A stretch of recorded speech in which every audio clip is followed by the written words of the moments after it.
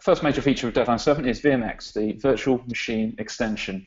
I'm just going to touch on this briefly today, and I'm going to actually be handing over later to James, and he's going to really take you through this in a much greater depth than I am.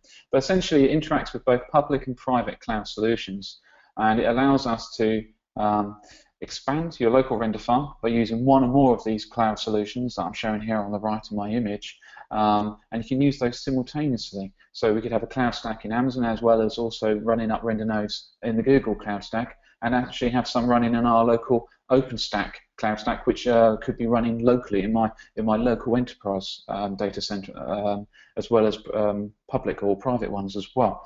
And you can bring your own virtual instances, so bring your own templates, bring your own images, or base your configuration and your software deployment load onto a standard template and use that, but effectively bring your own virtual image.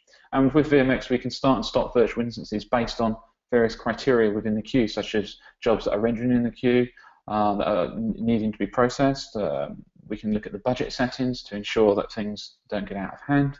And we have an entire scripting API, plugin API, which, you guessed it, is in Python for both the cloud individual plugins. So if there's a cloud plugin you need to add support for yourself, it's there. And indeed, we have a customizable algorithm which allows you to really drill down and control your multiple cloud stack rendering environment in multiple clouds yourself. Now, I'll move on from now. But as to say, James will be covering this later in the demo because it's quite a big subject matter here.